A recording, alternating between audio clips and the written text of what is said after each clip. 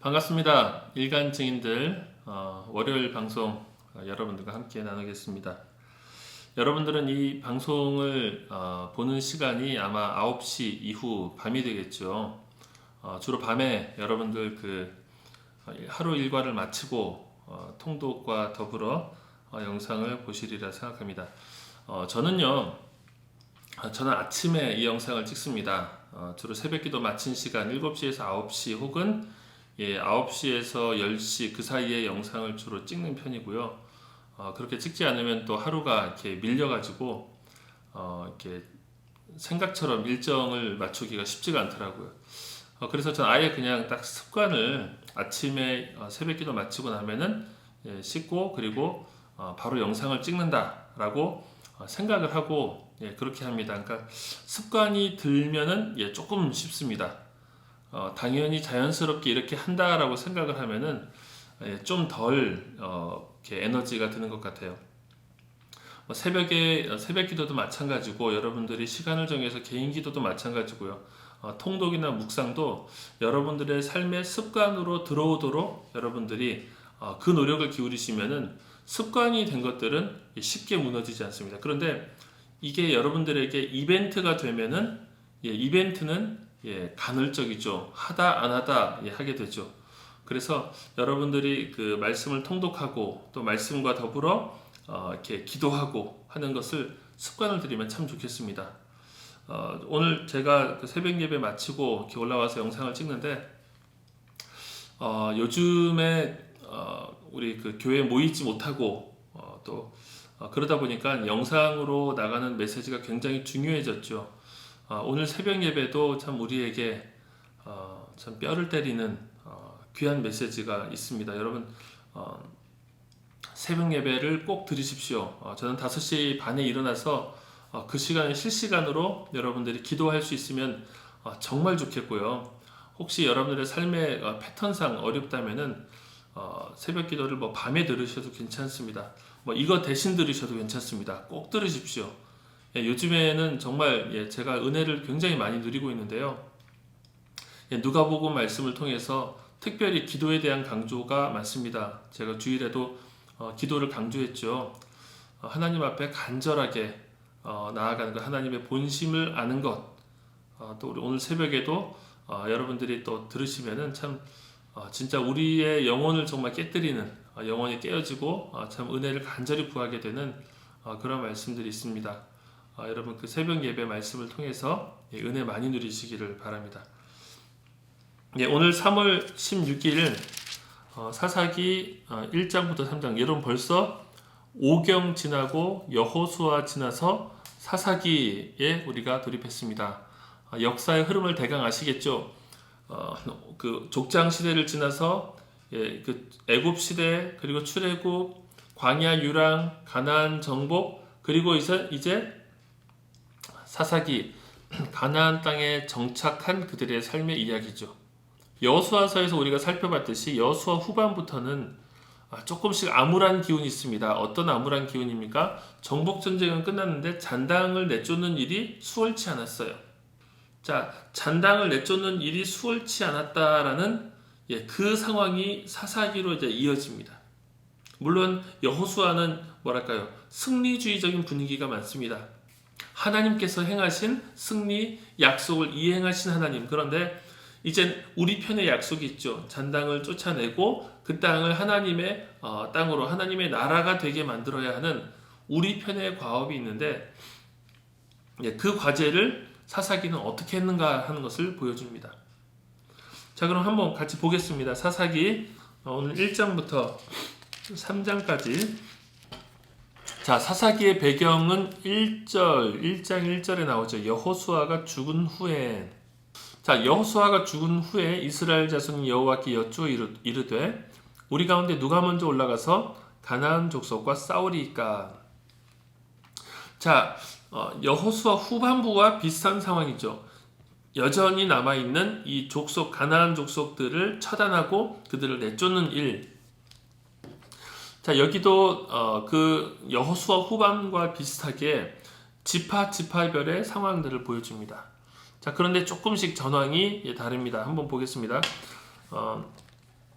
1장 2절 유다가 올라갈지니라. 유다가 형제 시므온과 같이 이젠 그 땅과 싸우자. 그렇게 해서 유다가 승리를 합니다.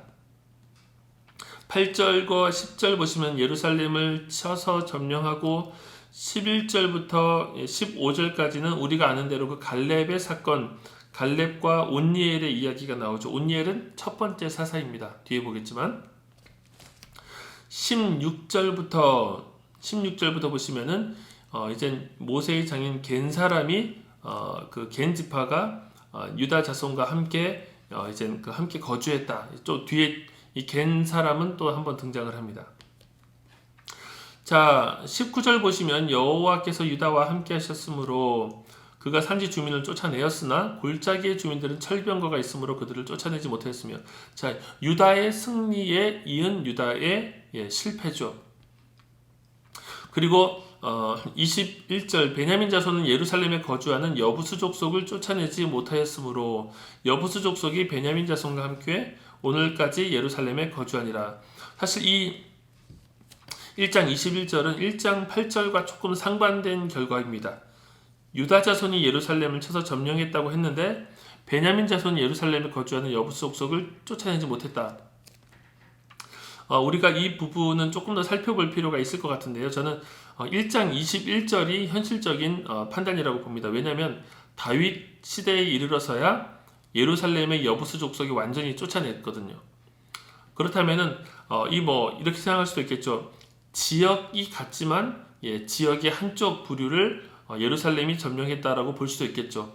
왜냐하면 예루살렘은 베냐민 지파에게 할당된 땅입니다.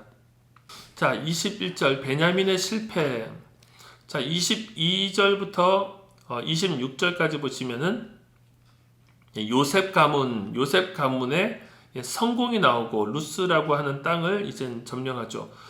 27절 보시면은 므낫세의 실패가 나옵니다. 므낫세가 마을의 주민들을 쫓아내지 못함에 가나안 족속이 결심하고 그 땅에 거주하였더니, 가나안 족속이 결심하고 그 땅에 거주하기로 작정을 했다는 거죠. 자, 그래서 28절 그들에게 노역을 시키고 다 쫓아내지 아니하였다. 자, 29절 에브라임이 게셀에 거주하는 가나안 족속을 쫓아내지 못함에 가나안 족속이 게셀에서 그들 중에 거주하였더라. 자, 에브라임의 실패. 30절 스불론은 기드론 주민과 나홀 주민을 쫓아내지 못하였으므로 가나안 족속이 그들 중에 거주하면서 노역을 하였더라. 자, 여러분 보십시오. 점차 분위기가 반전이 되죠. 점령하고의 이야기가 나오다가 나중에 점령하지 못한 이야기가 더 많이 나오고, 자, 그런데 점령하지 못하고 쫓아내지 못한 이들은 어떻게 됩니까? 그들 중에 거주하면서 노역을 하였더라. 종이 되었다는 거죠. 자, 이게 뭘 보여줍니까? 패권을 장악했기 때문에 그들은 그 땅에 거주하면서도 이스라엘 백성들을 제압할 수가 없었습니다. 패권은 이스라엘이 장악했어요. 자, 그런데 그들이 패권을 빼앗겼지만 생존권까지 빼앗기진 않았기 때문에 그들의 땅에서 종살이를 하면서 남아 있었던 것이죠. 31절 아셀이 쫓아내지 못하였고, 그리고 32절 보시면은 독특한 표현이 나오죠. 아셀 족속이 그 땅의 주민 가나안 족속 가운데 거주하였으니. 여러분, 이게 중요합니다. 쫓아내지 못하였을 뿐만 아니라 아셀 족속이 포위가 된 거예요. 납달리 33절 납달리도 그 땅의 주민 가나안 족속 가운데 거주하였다. 34절은 충격적인 얘기가 나옵니다. 아모리 족속이 단 자손을 산지로 몰아넣고 골짜기에 내려오기를 용납하지 아니하였으며, 여호수아서 19장을 보시면은 단 자손이 막 그 산 쪽으로 막 이렇게 쳐들어가거든요. 그런데 이 사사기에 보시면은 아모리 족속 상황이 역전돼서 단 자손을 산지로 몰아넣고 포위를 당하고, 35절 결심하고 헤레스산과 아얄론과 사알빔에 거주하였더니. 자, 여러분 1장은 아주 슬픈 반전을 보여줍니다. 여호수아서에서 정복 전쟁이 성공적이었던 것과는 달리 사사기 1장에서는 정복을 그러니까 쫓아내는 것을 실패하였을 뿐만 아니라 포위당하기까지 하고 쫓겨가기까지 하는 거죠. 그리고 가나안 거민들은 그 땅에 작심하고 거주하게 됩니다. 자, 그 결과가 무엇입니까? 자, 2장으로 가면은 하나님의 사자가 길갈에서부터 복임으로 올라옵니다. 그리고 자, 2절과 3절 보시면은 너희는 이 땅의 주민과 언약을 맺지 말고 그들의 제단들을 헐라하였거늘 너희가 내 목소리를 듣지 아니하였으니 어찌하여 그리하였느냐? 그러므로 내가 또 말하기를 내가 그들을 너희 앞에서 쫓아내지 아니하리니 그들이 너희 옆구리에 가시가 될 것이며 그들의 신들이 너희에게 올무가 되리라. 자, 하나님께서 약속을 다 지키시고 언약을 맺으시고 그들을 쫓아내셨는데, 그들을 정복하게 하셨는데, 이스라엘 백성이 쫓아내야 하는, 그들과 단절해야 하는 그들의 과업을 완수하지 않은 거예요. 자, 그래서 중요한 게 2절입니다. 언약을 맺지 말고 제단을 헐어야 되는데 그들이 그 안에 살면서 필연적으로 언약을 맺게 되고 제단들을 또 같이 사용하게 되는 종교적인 혼합주의가 일어나게 되는 거죠. 그러자 3절 하나님이 선언하십니다. 내가 그들을 너희 앞에서 쫓아내지 아니하겠다. 자, 그러자 4절과 5절 모든 자손이 소리 높여 운지라 그랬습니다. 그래서 그 지역 이름이 복임, 우는 자들이다라고 이야기한 거죠. 그들이 울었지만 이 울음은 상황을 변화시킬 수 있는 울음이 아니라 변화시키지 못하는 슬픔입니다. 자포자기한 슬픔이죠. 싸울 슬픔이 아닙니다. 자, 그리고 나서 6절부터 10절까지는 그 사건의 당연한 결말이죠. 10절 보시면 그 세대의 사람도 다 그 조상들에게로 돌아갔고 그 후에 일어난 다른 세대는 여호와를 알지 못하며 여호와께서 이스라엘을 위하여 행하신 일도 알지 못하였더라. 보통 이스라엘의 한 세대를 40년으로 보거든요. 40년으로 보는데 30년, 40년. 근데 뭐 꼭 그렇게 나누지 않더라도 지금 모세오경 출애굽기부터 이 사사기까지 세 세대의 구분이 이루어질 수 있겠죠. 첫 번째 세대는 광야까지 갔던 세대입니다. 출애굽과 홍해 기적을 경험하고 광야까지 갔던 세대 다 멸절하였죠. 레위인들만 남았고요. 그리고 여인들 남았고 아이들 남았고. 근데 20세부터 60세까지 군인들 다 멸절하였고. 그리고 나서 이제 가나안 정복 세대가 있죠. 광야 시대에 태어났던 어린 아이들이 자라서 가나안 정복 전쟁을 하고 그들도 이제는 다 세대가 죽었습니다. 세 번째 세대, 가나안 그 땅에서 이제 정복된 땅에서 자란 세대들인데 그들은 하나님을 알지 못했다는 거예요. 왜 그렇습니까? 가나안 거민들이 여전히 있는 그 땅에서 혼합된 신앙을 가지고 자랐기 때문에 하나님을 온전하게 섬기지 못하는 거예요. 그래서 알지 못하고 알지 못했더라 이 얘기가 계속 나오는 거예요. 하나님의 행하신 일들을 보지 못했고 알지 못했다. 자, 이것은 중간에 그 가나안 정복 세대의 실수였죠. 그들의 잘못입니다. 하나님께서 행하신 일들을 여호수아도 계속 얘기하고 모세도 얘기하죠. 노래로 만들어서 들리라. 온전한 믿음을 전수하는데 실패했던 것이죠. 자, 그래서 사사기의 본격적인 사이클 2장 11절부터 2장 23절까지 나옵니다. 어떤 사이클입니까? 11절 보시면은 악을 행하여. 당연한 귀결이죠. 당연한 귀결입니다. 그들이 악을 행합니다. 하나님을 떠나서 악을 행하고 악을 행하니까 14절 악을 행하고 이방신을 섬기고 하니까 하나님께서 진노하사 그들을 주위의 대적의 손에 팔아 넘기심에 이 팔다라는 것이 팔렸다라는 것이 이들의 어떤 그 뭐랄까요? 이게 이제 그 구원에 해당하는 용어의 하나인데요. 죄에 팔렸다. 그러니까 그들의 주도권, 소유권이 넘어간 겁니다. 하나님께서 이스라엘을 다른 민족들의 대적의 손에 팔아버립니다. 그러니까 이것은 주도권을 넘겼다는 것이죠. 바꿔 얘기하면 스스로 이스라엘이 주도권을 그들에게 내어준 거나 마찬가지죠. 자, 팔아 넘기심에 자 18절로 가보겠습니다. 그러면은 팔리고 압제를 당하면서 이스라엘이 슬피 부르짖습니다. 하나님 도와주십시오. 잘못했습니다.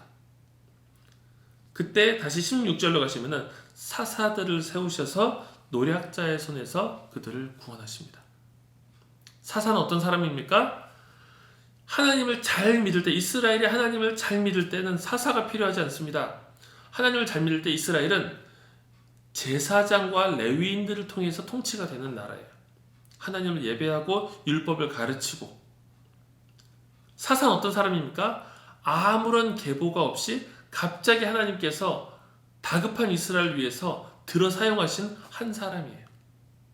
한 시대에 그 구원을 일으킨 사람, 하나님의 구원의 손길을 그대로 보여주는 사람이죠.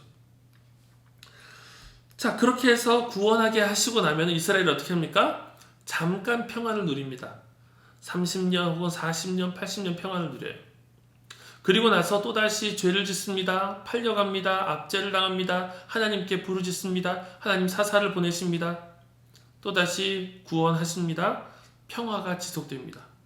또다시 죄를 짓습니다. 이게 사사기에 반복되는 사이클이에요. 여러분 무엇이 떠오르십니까?